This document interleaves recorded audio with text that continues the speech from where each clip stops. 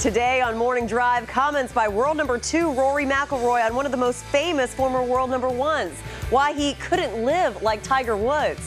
Then the announcement of those who will lead the way for the United States and the Europeans at the Arnold Palmer Cup this June at Atlanta Athletic Club. Find out who the coaches are here this morning. Plus, we keep the big-time guests coming for this week's Diamond Resorts Invitational. Today, former top-ranked tennis star Marty Fish, who's the defending champ. He's going to relive his win and rock the simulator live as Morning Drive begins now.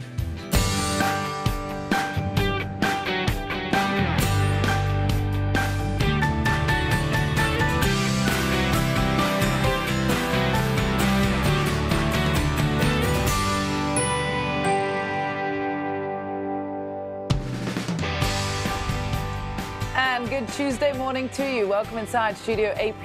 It is January 10th. Kyle Robinson alongside Damon Hack. Our LPGA member Paige McKenzie is back, and our Golf Channel insider Tim Rosafort, Lauren Thompson and Matt Janella will be joining shortly, as well as Travis Fulton, who is in the house today. First of all, guys, 10th of January, a certain birthday for Ian Poulter, so happy 41st birthday to him. Celebrating, no doubt, at home in Lake Nona here in Orlando. But speaking of good events, I suppose, you had a wonderful day yesterday at Morgan and Friends, and wow, was it successful. Yeah, it was so much fun to be able to be down there. Both Gary and I had a great time getting to talk to all the players and really finding out more about Morgan Pressel and what she does with her foundation and raising money for cancer care and awareness. And $1 million was raised over the course of 2 days. Beautiful, wonderful. So neat to see players that are competitors all gathering together for a very important cause, Tim. She was recognized by the Golf Writers Association a couple of years ago for the work that she does. It's an ongoing thing for her, and obviously we know where she's coming from based on what happened to her mom, sadly.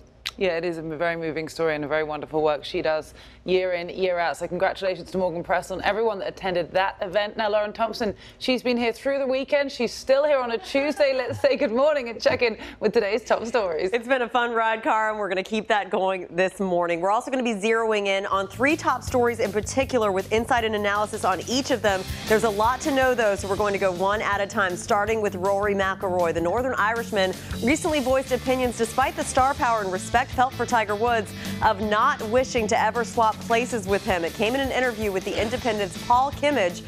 Here is the excerpt. We're part of the expert. I've seen it firsthand what is like in Florida. I've played golf with him and said, "What are you doing tonight? Do you want to come over and have dinner with us?" And he can't. He just can't. And for me, that's unfathomable. I could not live like that. If someone was to say, you can have 14 majors and 70 wins, but have to deal with that, or 9 majors and 40 wins and stay somewhat the same as you are, I'd take the second option all day. End quote. Cara Robinson, this is a very interesting interview from Rory, is it not? Well, it's the interview that just keeps giving. It was very revealing on his take on the Olympics. We spoke about that a few days ago. Now, this has emerged, his opinion on really the life that Tiger Woods leads. We all really appreciate, I suppose, Rory McIlroy's honesty. This I found fascinating. Paige, your take on what he said? I'm actually not at all surprised by this. I think a lot of professional golfers hold this opinion, both male and female, because they see the demands that are on Tiger Woods' time, on the highest stars in the game time, as well as just the personal exposure that they're facing with, you know, the culture that we live in, the sense of entitlement to want to know every aspect of their lives. So I'm not at all surprised by this comment. I think it is quite revealing as well, though. It also shows what Rory believes the cost of fame can be. And he says he's been kind of lost in that vortex from time to time in his career and saying, you know what, he was more concerned about, you know, who was on his cell phone and what a big deal that was or who I'm hanging out with. And he says, listen, that's not who I am. I want to get back to the core of who I am, which is the boy from Hollywood, Northern Ireland. That's where he says he's at his happiest. But it's also a balance because these players are so wealthy and so much, Tim, is available to them at very young ages. You just wish that Tiger was a little bit more like Rory, a little bit more like Jack, but Tiger is Tiger. You know, it's his DNA. He's a reclusive guy.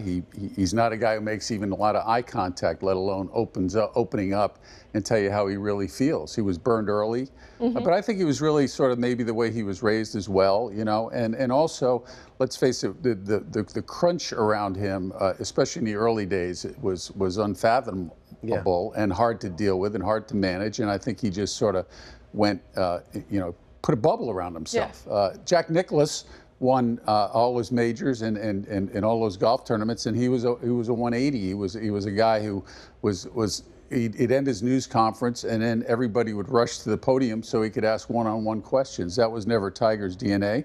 But like I said at the top of this, everybody's different, and for Tiger to manage the career that he's had, he felt like that was the way to go. And I feel like this is in regarding the personal life more than professional. Tiger, to an extent, shuns the spotlight when it comes to his personal life, which is fully understandable. There is an argument, Rosie, to say that these elite players have a responsibility to the media to some extent from the professional side. Where does that line end when it crosses into their personal life? I think it ends with Twitter, you know, and social media, and whatever that player is comfortable with is the line that they draw as it relates to letting people know what they're maybe really like, or stuff that we're interested in, not salacious stuff, not controversial stuff, just stuff that makes us want to like him more. I mean, Tiger, a couple years ago at Augusta, Jack said the longest he ever talked to Tiger was like 90 seconds. You know, that's just a 180 from where Jack was in his prime. It was also interesting that piece Rory said at one point he invited Tiger to, hey, let's go out in South Florida to dinner. And Tiger said, hey, I can't. I just can't do it. I'm built differently, because the people at the I mean, he wouldn't be able to take a bite of food without somebody interrupting him. But that's not his nowadays. I'm not saying it's his fault. That's just the reality. But that's the point, is that's the culture that's created this. But you problem. think Rory can go out in Florida and take a bite and be compared to Tiger, I bet it's 25-1. It's the same for any elite athlete, any elite, I suppose, artist in whatever they do. Yeah. Whether you're an actor, or a musician, it is the celebrity culture that we live in today. Well, part 2 of that interview in the Irish Independent comes out on Tiger's Sunday. evolved too. I got to jump in here. I mean, he's much better than he used to be. And you know, some of the stuff he's sharing on social media, it reflects Mac Daddy Santa. Exactly. We wouldn't have seen that in 2000. No, not at all. The more you give out, the more you've got to expect No back. doubt. Let's send it back to LT. She has the next top story. All right, on to our second top story of the day, involving Mother Nature and the Web.com tour. The weather at their first event of the season, the Bahamas Great Exuma Classic, has been brutal. A Sunday to Wednesday event, and 2 days in a row of high winds, lots of rain yesterday with gusts up to 35 miles per hour. At the halfway point, Web.com tour winner Nicholas Thompson managed the conditions well with a second round 5 under 67. At 2 under, he held a one-shot lead over Dan McCarthy when play was once again suspended due to darkness. And we now are pleased to welcome in Travis Fulton. Travis, the scoring average for the second round was 80.4. Is this shocking to you? No, not shocking at all. Just crazy conditions out there in the Bahamas. High winds, 30, 40 miles per hour.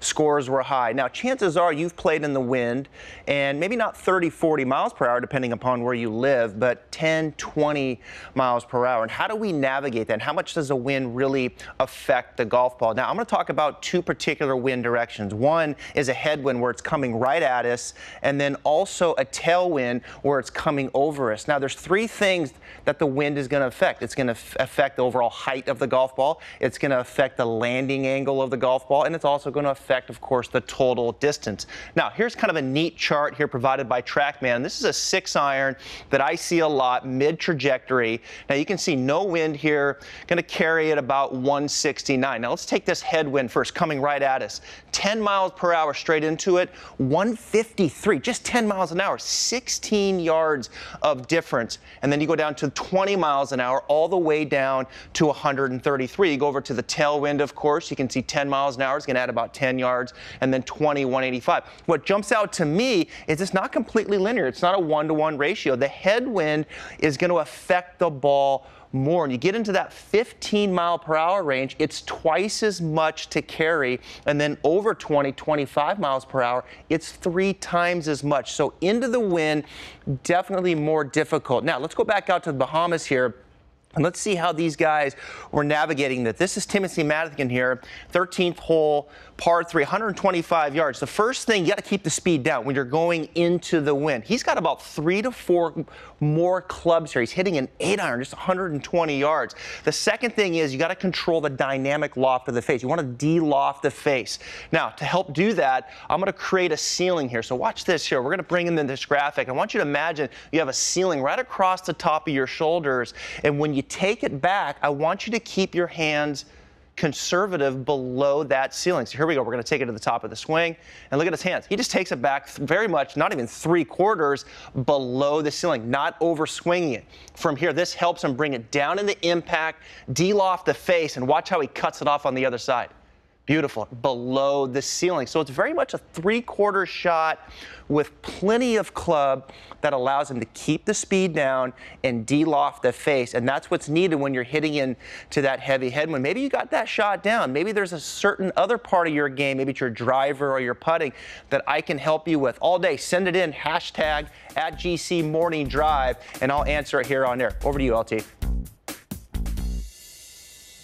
So get those tweets going to Travis, hashtag MDFix. Now on to top story number 3 of the day. Major champ, 17-time PGA Tour winner Jim Furyk. Earlier in the week, it was reported that he will lead the United States in their title defense at the 2018 Ryder Cup in Paris as captain. Tomorrow on Golf Channel, though, be sure to tune in for the official announcement as Golf Central will be bringing you a special at 1 p.m. Eastern time. But for now, we send you over to Damon Hack. And Damon, Jim Furyk, he was an assistant captain last year at Hazeltine. No stranger to the matches in any way. Absolutely. One of the faces, LT, of American golf over the last 20 years. Of course, the 2003 U.S. Open champ. Is this the logical choice for U.S. Ryder Cup captain, Tim? Logical and no surprise. I mean, Furyk told me 2 months ago that if he was offered, he would accept. And that means he's basically going to be the captain because from a logical standpoint, he does fall in line with Stricker next. And it's, the only one that's open is really Italy. And then you look down the line for Woods and Mickelson, of course.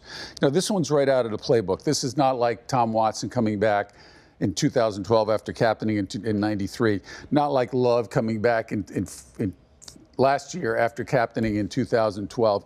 This is part of what the task force originated. It's not a task force anymore. It's a committee. It's a system. It's a way of rolling players in and out with some experience that Furyk gained last year as an assistant captain. And I think he's going to do a wonderful job. He also is still a great player who shot 58 last year and nearly made the 2016 team. Second in the U.S. Open as well. Exactly. Arnold Palmer, the last playing captain for the U.S. in 1963. Is this a possibility for Jim Furyk, a playing captain, and would it be complicated? No more complicated, I don't think, than it.